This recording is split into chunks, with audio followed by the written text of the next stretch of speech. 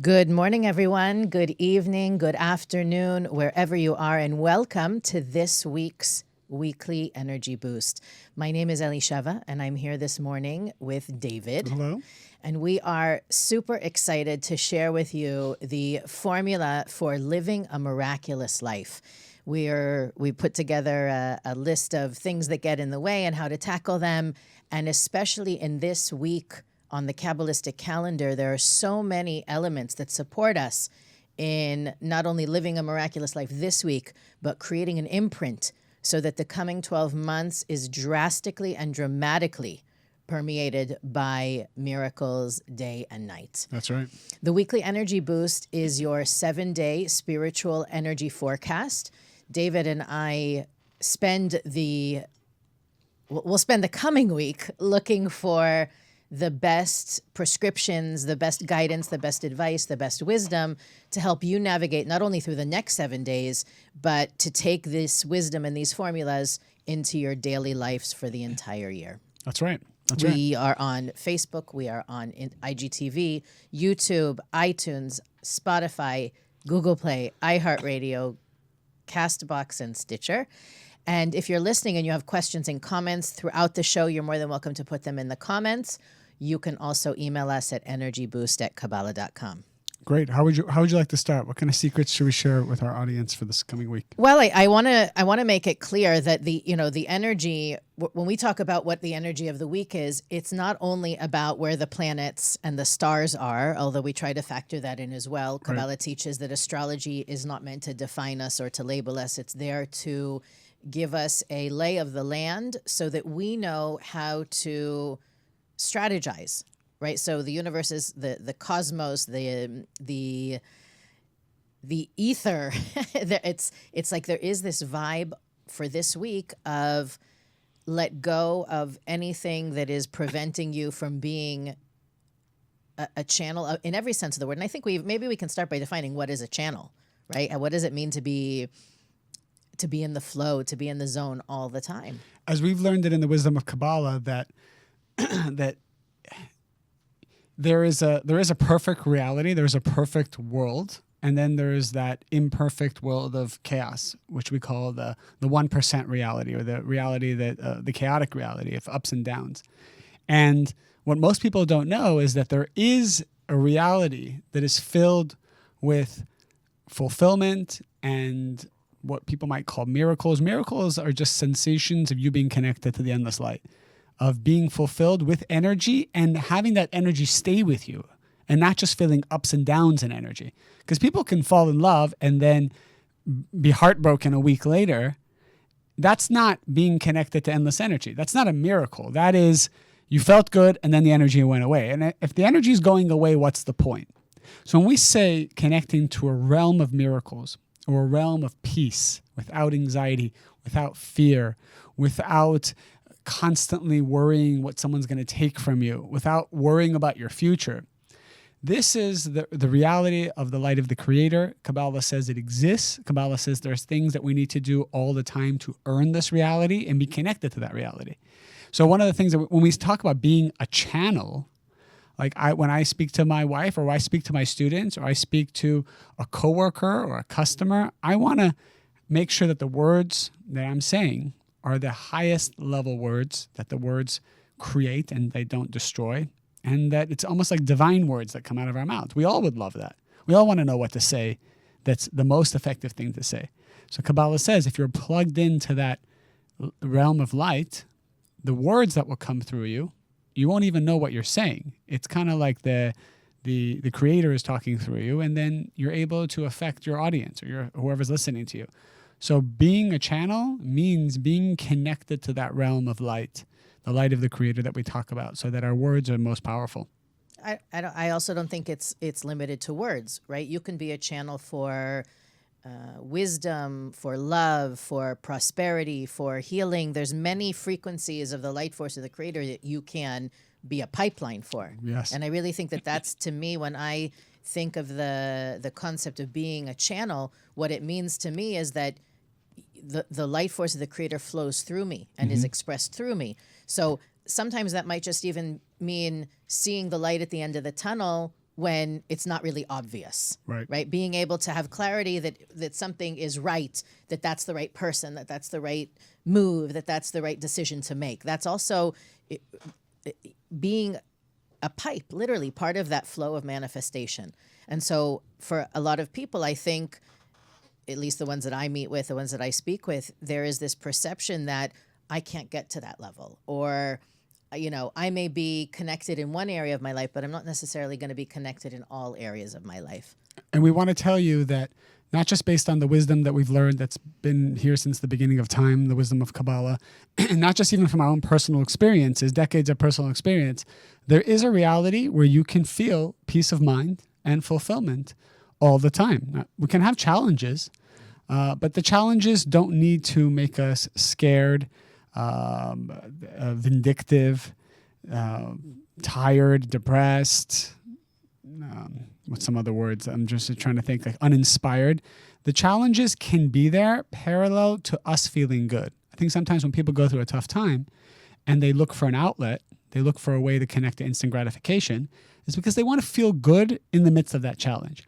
What we're saying is there's a way to access that without external stimulus, that you can feel great, feel clarity, feel wisdom, feel certainty, even in very tough times. And we're going to give we're going to give some formulas. I have one, and I know you are going to share some wisdom about this, of how to be a channel of energy and light, whether things are going right or wrong, up or down, and regardless of how you feel. Doesn't matter how you feel.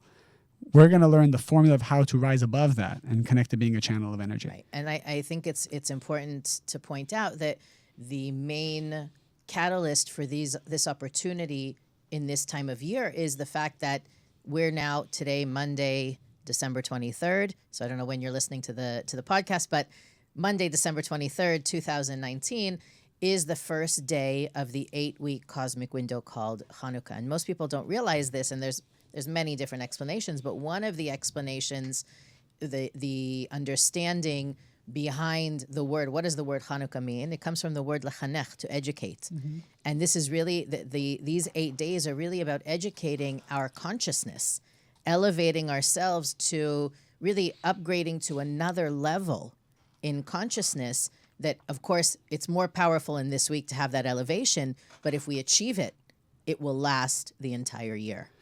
And it's beautiful that you brought that up, because people constantly associate these biblical terms or holidays that we talk about as, something that belongs to a religious sect.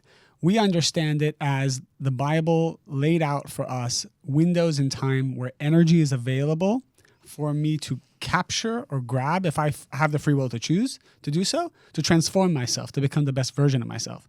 We're all supposed to reach perfection. We all will reach perfection according to Kabbalah. The question is, how do you want to get there? Do you want to get there through pain and suffering and constantly learning through mistakes?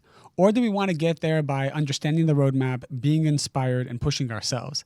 The Bible is a non-religious manual of energy, explaining the DNA of energy and how energy works. If you know how to connect to the energy, you will succeed. And that's what we're trying to provide. And many times, or let's say we've been raised to look at holidays of all kinds as commemorations or as traditions. And the Kabbalistic understanding is that whatever happened in history in this time period happened because of that energetic imprint that was laid out at creation. And therefore, what we do this week allows us to access that same window. So it's not... Obviously, it's very important to remember history. It's very important to make the connections in the prescribed way.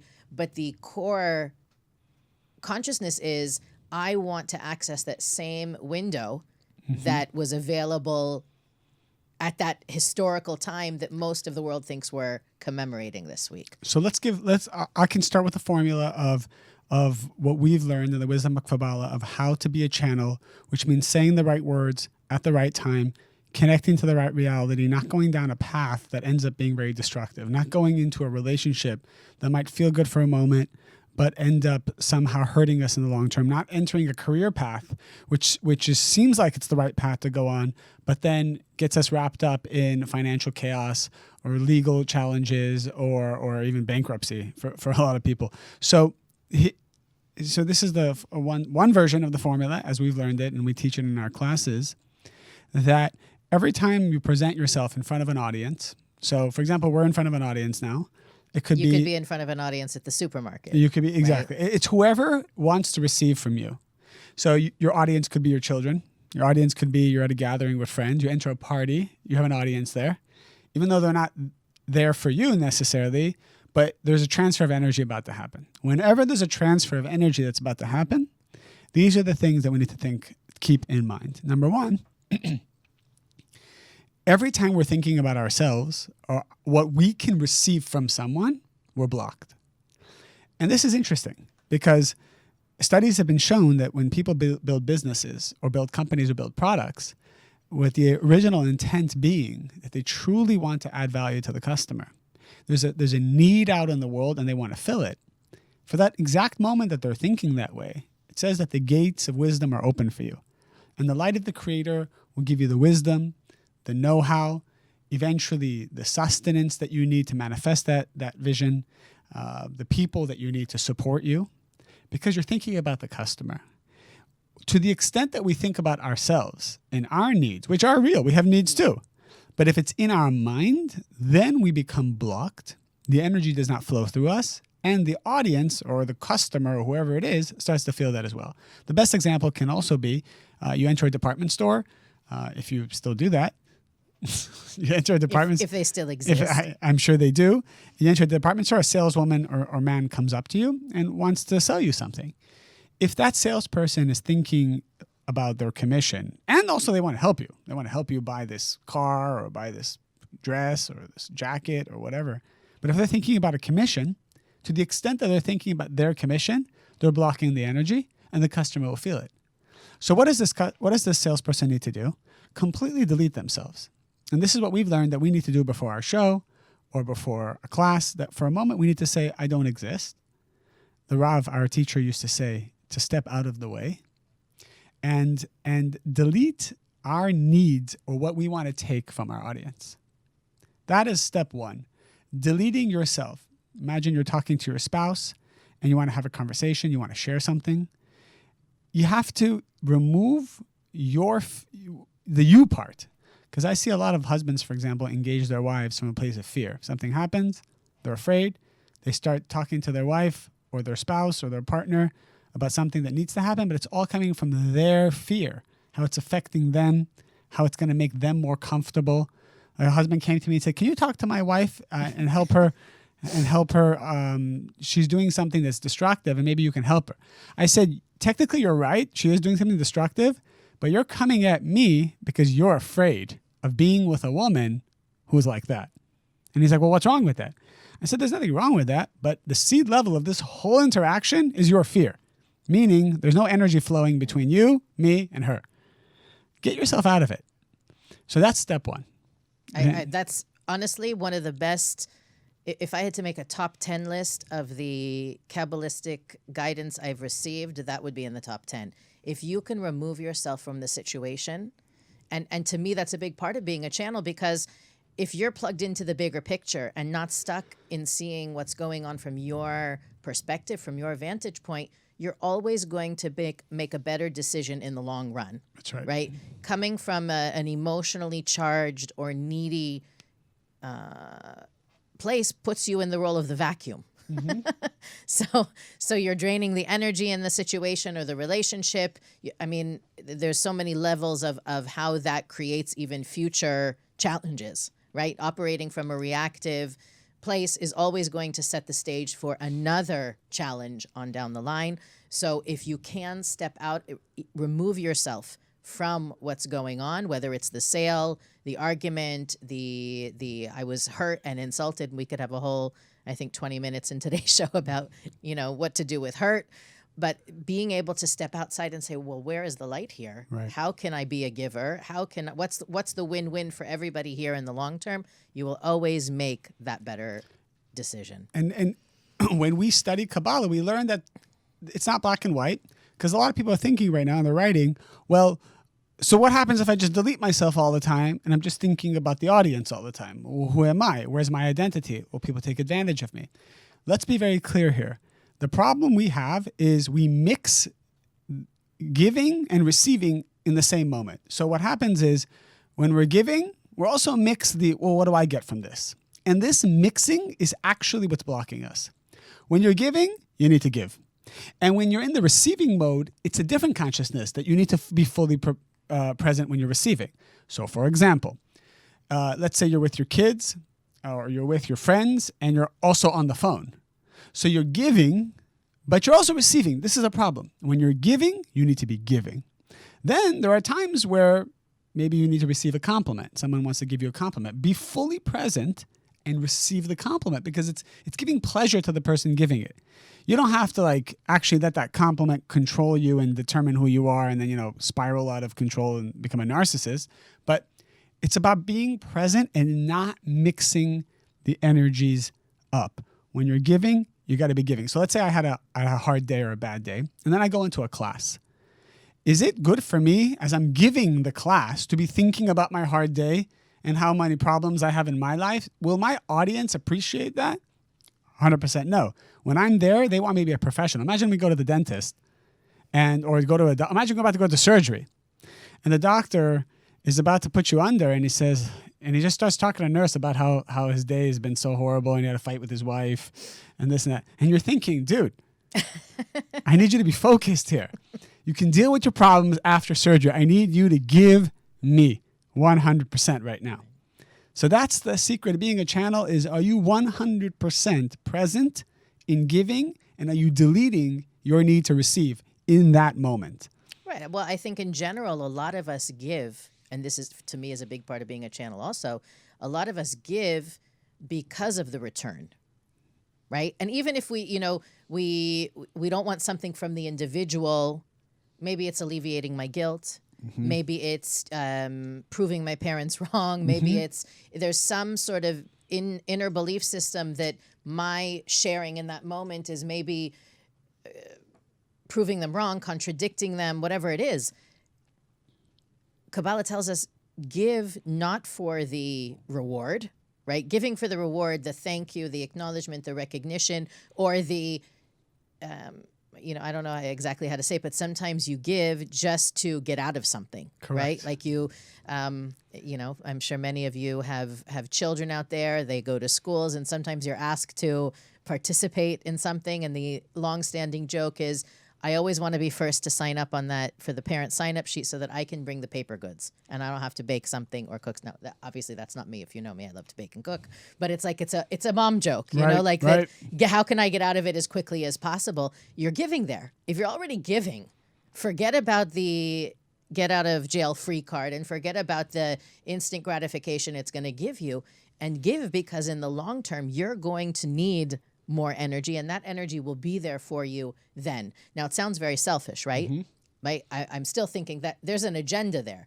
The opposite, that Kabbalah teaches that whatever light I'm going to reveal doesn't stay in my bank alone, right? We are one, even though we seem like 7 billion fragmented people, and we have a collective bank of light that every time I manage to flip the switch, every time that I overcome my selfishness, every time I transcend some part of my limited thoughts, words, or actions, the entire world benefits. And I think that's also an important part of the conversation in this week where, we want miracles in our own lives, but creating miracles in my life is a win-win for not just me, for the entire world. That's right. And there's a voice inside of us that says, well, wanting more light sounds selfish. Well, how isn't that an agenda?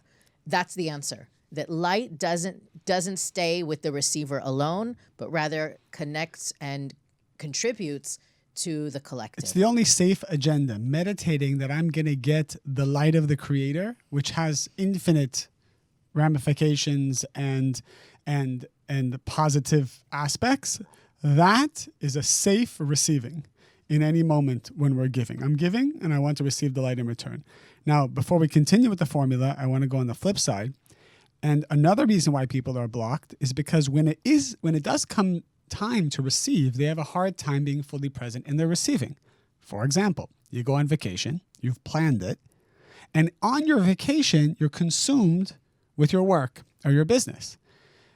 The Creator has arranged for you to go on a trip where you can receive energy so that you can charge yourself up to come back to being a giver.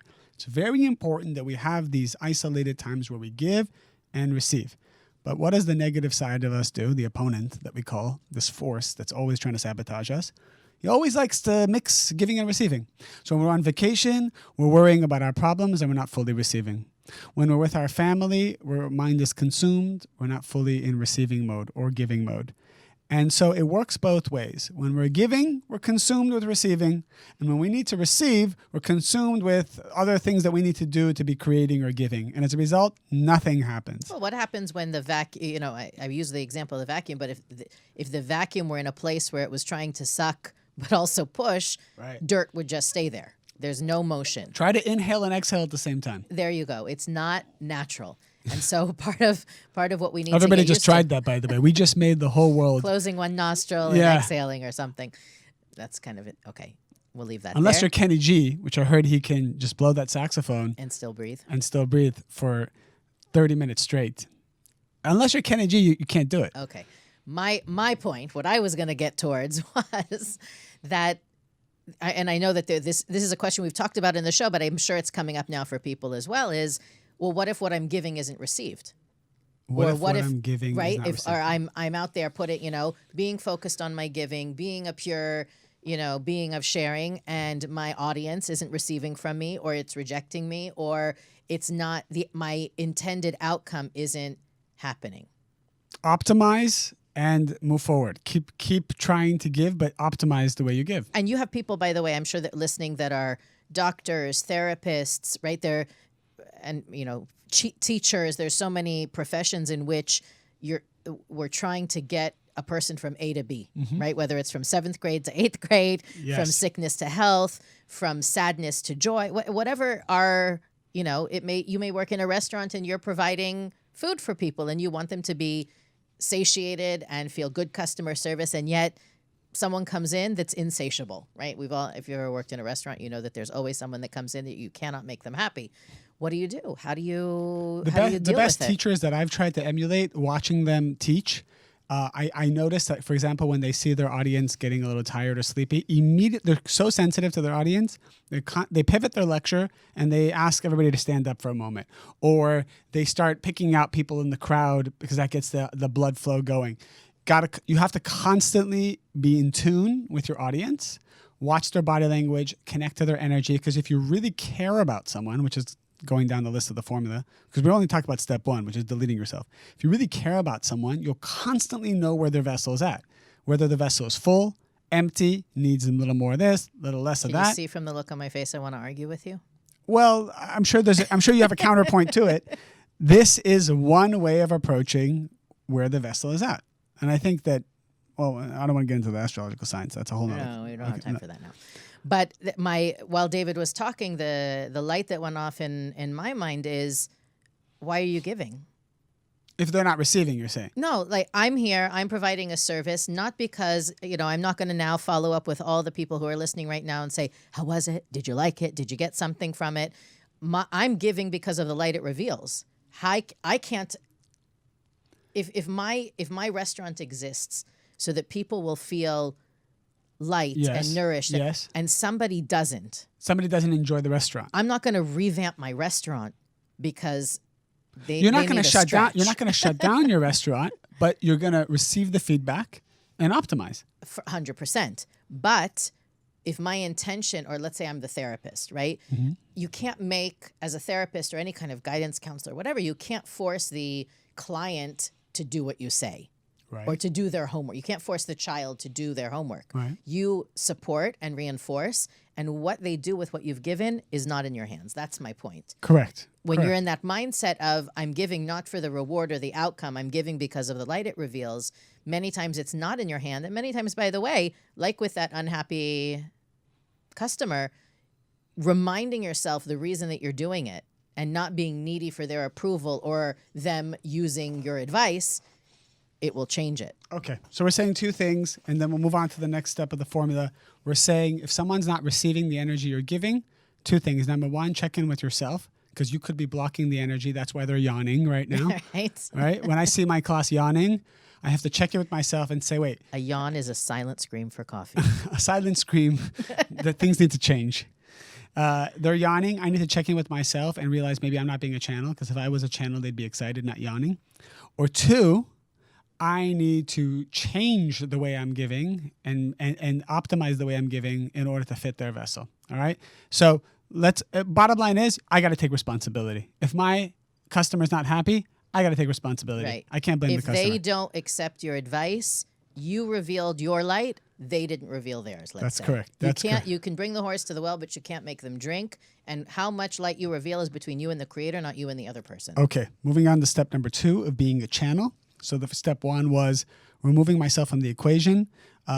Sometimes people will ask me, well, how should I confront this person?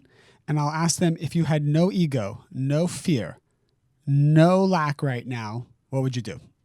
So kind of taking yourself out of the negativity and being a totally objective observer is one of the ways of deleting yourself as well. Number 2, this is an extension of number 1, not coming from lack, because lack means you want to take something. So I do a meditation before I teach, before I come on this show, before I talk to another person, before I talk to my audience. I meditate. It's a mantra. I tell myself, I have everything. I don't need anything. And I just remind myself of that. Now, that's the mantra just before I'm giving. That's not the mantra I have all day long. Maybe later I'm meditating and talking to the universe saying, I want to receive, and I want more, or I need more, or whatever. But when I'm giving, I have to say, I have everything and I need nothing. It's very powerful to feel totally fulfilled when you're transmitting energy. Otherwise, you will look to take energy, and then it ruins the whole channeling process. So everyone should have a mantra before you do anything, where you have to maybe visit your family this week. Before you walk into that door, don't look for approval. Don't look to patch up some stuff from past relationships, or look for someone to say something nice to you to make you feel better. I have everything. I don't need anything. No expectation to receive. Then it's a second step of being a channel. I think that David just gave very helpful advice. I know a lot of us are going into celebrations, parties. People are traveling home this week. One of the best things you can do, not only in not being needy for any certain energy or feeling or outcome, is to go in. I've given this assignment many times to students. Your job this week is to elevate every situation you encounter. That's right. So you could have a lonely cousin on the couch. Can you go to the couch? How could you elevate what's going on the couch? There's chaos in the kitchen. Go into the kitchen. How can I elevate what's going on here? It may not mean it may mean not touching any food and just simply talking to somebody, or it may mean not talking to anybody. It may mean washing dishes, but entering any environment with the intention to elevate what's going on activates your ability to be a channel, and you will be completely mind blown by the wisdom you receive to share, by the love that you're filled with to give, by the stamina that you have to, it's very draining to go into a room full of people who argue and bicker and criticize and judge. But if you go in that environment radiating, right? Not being able to even take in any of that judgment or negativity, you will change. I can tell you about it. I remember a student of mine had a road trip with her kids and her husband. I don't know how many, 18 hours they needed to drive to get home for the holidays. And she said she was just going to take a pill and sleep for the entire car ride because she could not think of anything more dreadful. And I said, no, you're going to be gone for whatever it is, 10 days. Your job is to elevate the car, the living room, wherever. Elevate where you go. That's great. Everywhere. I love that. And she said she said she went on a vacation with a different family. I love that. They were not the same people that they had been all the other years that they had done this trip. I love that. All right. Continuing with the formula, step 3. It's not as easy to do, but it's a place we need to get to care and have empathy and to be sensitive to the audience, to care about the people, to care about them the way I would care about someone very important in my life. So I try to look at my audience and say, I'm not talking at them. I'm not trying to just talk at my audience.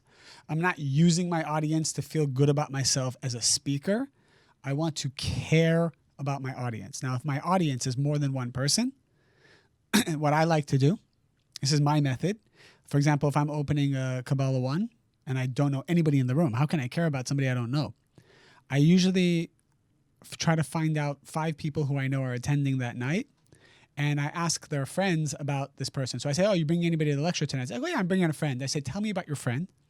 I use them as a sample pool of someone, and they'll tell me, yeah, this person's divorced, going through this, going that. So you'll use those examples. What is it? You'll use that as your examples? Well, I don't specifically try to use those as examples. What I try to do is I try to like absorb the pain this person's going through and then address the whole class from that perspective. Because I tell the creator, I say, send me the 5 people that is going to represent the class's energy. And whatever they're going through, I might use their specific examples, but it's more about me connecting to the class because I don't know any of them. How can I care about someone I don't know? It's very hard. So I need to kind of get to know at least some people, and then I use that for the whole class's energy. If I'm just talking to one person, I never like to give advice until I hear their whole story. So sometimes I ask questions that are very intrusive, in fact. That I get right to the point. I caught someone off guard the other day. She was just telling me about her life, whatever. And I just started asking her questions like, what's the easy ones, like what sign are you, this, that, and the other thing. And then I asked some, personal questions that kind of caught her off guard. But then she opened up and she shared her pain. And that helped me understand, okay, here's the pain. And it's easier for me to care about someone when I understand their pain. When I don't understand their pain, I think most of us are like this. It's hard to connect to where the desire is, where the vessel is.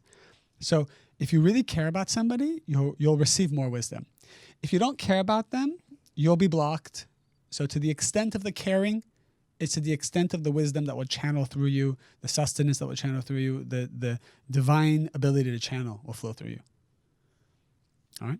Go to number 4. Yes, because I have my agenda that I want to cover too, which we'll see if we'll even get to that. I just got 2 more points, but these are small ones. I've also known a direct correlation for myself and everyone else. According to that day's purity of thoughts, words, and actions, you'll be a greater channel. So we talked about that last week in the dreams episode. That's right. That's right. That's if you didn't listen to that, go and listen to that after this show. The dreams episode was very powerful. It's the same idea. It's that if, how much should I believe in what I dreamt? How pure was I the day before? Right? How hard did I work on my spiritual self the day before? Whether it's right or wrong, when I have a big speaking engagement, I'm much more careful. Like, let's say at night, I'm supposed to have a big speaking engagement. I'm much more careful with my thoughts, words, and actions because it has a direct correlation of how much energy you can channel when you speak. So if you have a big business meeting coming up, or you have a big event, or you're going home for the holidays, you're going home, right? Even though I'm saying this, if you have something big, truth is we should be like this all the time. But let's just start with the low-hanging fruit. If you have some big event coming, try to ensure a greater focus on a purity of thoughts, words, and actions so that when you go to this event, you have this positive energy, this aura that's following you. If you complain 5 hours before a big business meeting, your mouth now is impure. There's a lot of negative forces around the mouth. If you spoke evil speech or complained or wasted your words, now you have negative energy around your mouth. So your mouth is blocked when you go to the business meeting. So be careful leading up to any major event because you need the light to flow through you, and it will be blocked if you have negative thoughts, words, or actions. So that's the second thing. And the third and the last thing, the fifth thing is a person is a channel commensurate to how many fears they're breaking. If you ever have a day where you break a fear, you overcome something, and you're those things you're proud of yourself for, you'll notice the energy flows through you. Yeah, I think the key word there is overcoming. Overcoming. Because it may be, you may have this voice in your head that says you're not good enough, no one's going to listen to you. That maybe doesn't sound like a fear in the conventional sense, but Overcome it. You know what, voice? You know what, opponent? You know what, whatever that ego is within me? Sit down, shut up. I got work to do. That overcoming, that flipping the switch, not allowing myself to be ruled by that. It is a selfish thought. Who am I? Nobody's going to listen to me. That's selfish. You're making it all about you. What about the people there you're supposed to talk to, or your family, or your kid? Extend it to whatever situation you're in. So again, it's like flipping the switch on the vacuum, overcoming the me focus, being able to push outward and be a giver, overcoming in spite of, regardless of that limiting belief system. It can light up a metropolitan city. Before major events in your life, the Creator will send you certain challenges that will force you to overcome something or a fear. So big business, big days, wedding, birth of a child, before some major revelation of energy, you'll be confronted with a situation that awakens your fears. This is so that you have the opportunity to break that fear and open up a wider channel of energy to come through you. So that will happen. Don't be alarmed. And it doesn't mean you're a bad person. It just means that you're being given the opportunity to earn more energy preceding that big event. Right. And that ties into we always bring in the concept of tikkun. Many times those repetitive fears, insecurities, doubts, they're with us for a long time. And if it's in our tikkun, it's there for us to overcome. That's right. So sometimes those negative scenarios, it's really helpful to remember this scenario can help me overcome my tikkun, can help me heal my personal soul. correction. Tikkun is my personal correction. That's right. And just to take a pause, if you've enjoyed the 5 steps to being a channel, help us grow. It's our audience's desire that allows us to keep growing and getting more listeners from all around the world. Every day we get messages that Someone just popped up from Nairobi. That's go. amazing. I mean, literally, I see every country represented in our audience. If you like, if you comment, and you share, people's lives will change. That's the bottom line. People tell me, that my friend shared this. I didn't even know what it was. I'm like, what are these weird 2 people talking about spirituality? And then I heard one line, it changed my life. Right. And that the whole concept of being a channel and being a channel for miracles, living a miraculous life, it's part of that really is based upon, or the foundation is on sharing what you're learning and empowering others to do the same, right? I know that a lot of people, they love what they learn, they love the wisdom, and they think, well, what is everybody going to think if I share it's cool for me, but everyone else is going to think it's weird. You would really be surprised. You would 100% be surprised, and it is our responsibility to make sure your friends think you're cool by giving you a good show. So we won't disappoint. We won't be like that weird. We're going to be cool. Right. We're going to be cool. We'll keep it cool for your audience. Cool. Don't worry. I think we need to talk about, there's two other concepts, I think, that come into being a pure channel and creating miracles, again, this week and every other week of the year. I think, when you think about, and me being that visual person, being a pipe, you don't want anything in the pipe, anything stuck in the pipe that might block the flow of the wisdom, the health, the abundance, prosperity. So the question to ask this week for me is, what am I holding on to? Mm-hmm. What grudges am I holding on to? What hurt am I holding on to? What from my past is clogging my pipe? Mm-hmm. And you will be shocked. Maybe you won't be shocked. I am always shocked at how the universe hands it to you on a silver platter if you just open your eyes about it. And I'm inviting everybody who's listening to ask yourself this week, show me what I'm holding on. What is clogging my pipe?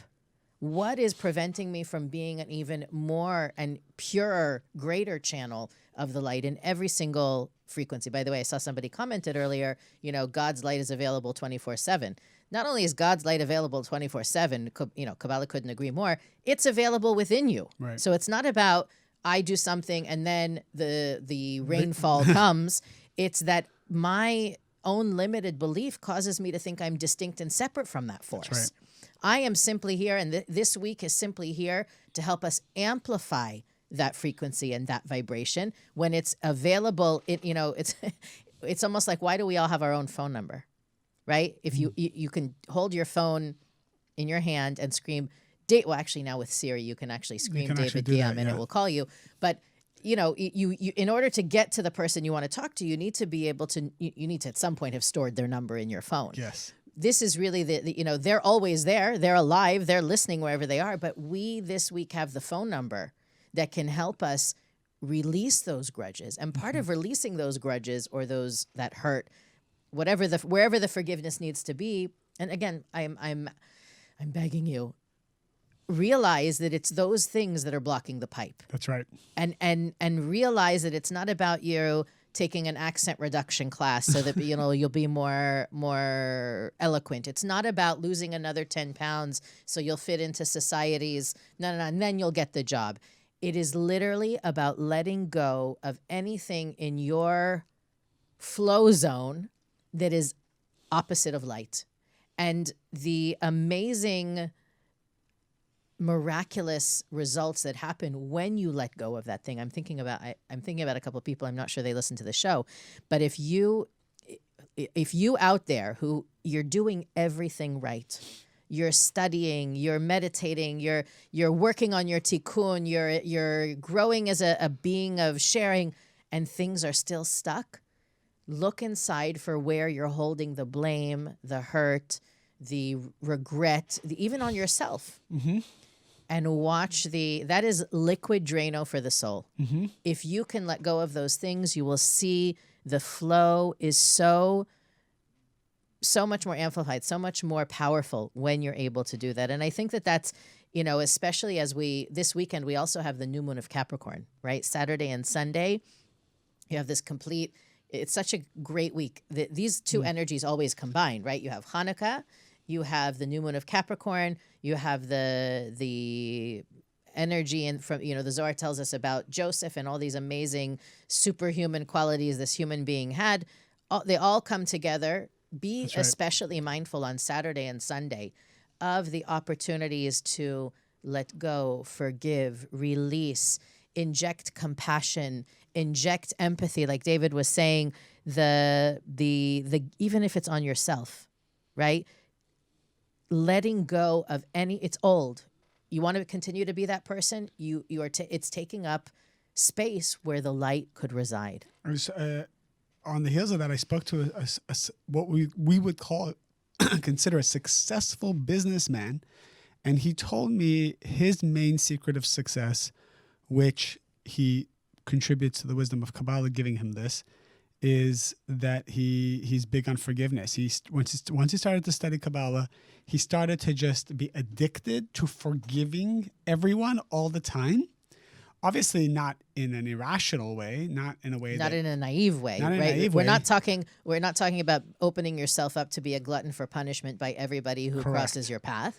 But he did it in such a way that he felt so empowered, and it said it opened up the gates of sustenance for him.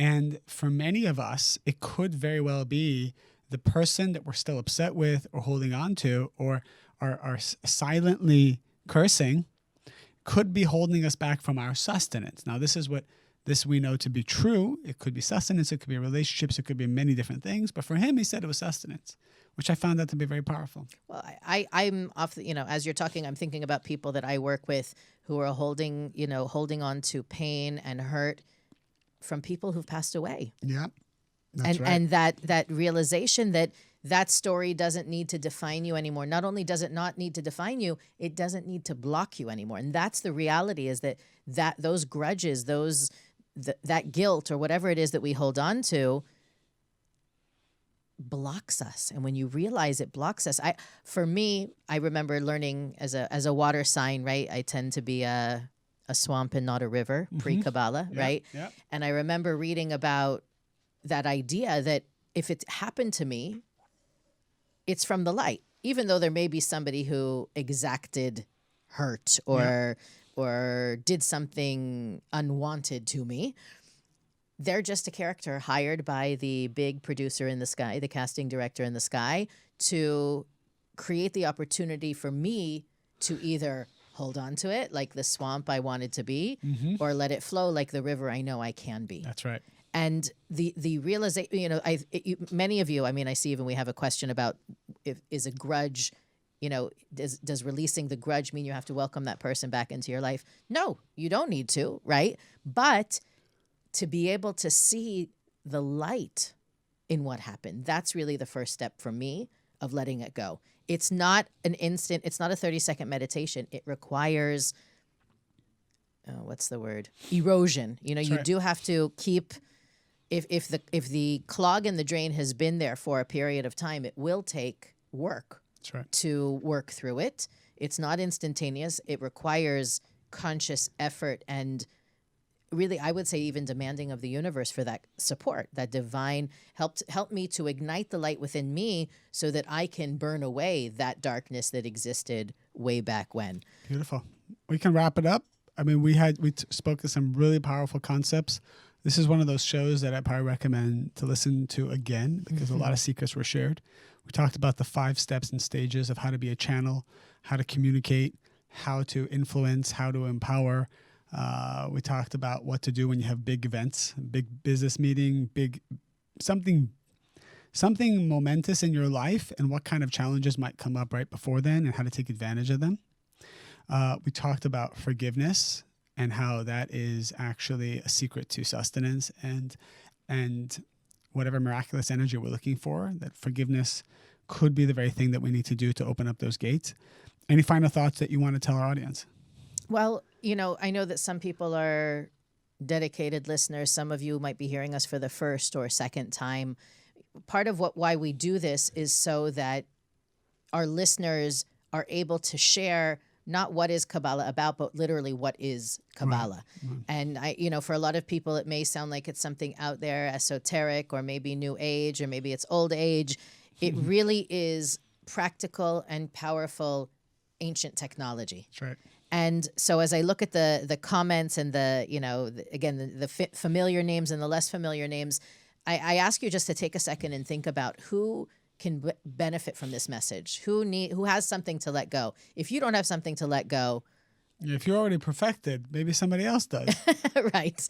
But I'm sure we all know someone who's having a hard time letting go of something, who's having a hard time stepping into their greatness. The formula that David shared, even though it sounded like, it's very easy to apply to your work if you're a public speaker in any capacity, it is literally applicable to any conversation you'd have with anyone in your family, anyone you work with, anyone that you engage in the retail arena, right? Be a channel. Be a channel this week to share this wisdom with somebody. Another thing that the Kabbalists teach about this week is that it is one of the most powerful weeks for giving charity. It happens to coincide this week with end of year giving. But if you've been thinking, if there is something that's important to you, a cause that you're committed to, this is the time to do anything and everything to unclog the pipes, and giving is absolutely one of them. Beautiful. Last 30 seconds for our friends.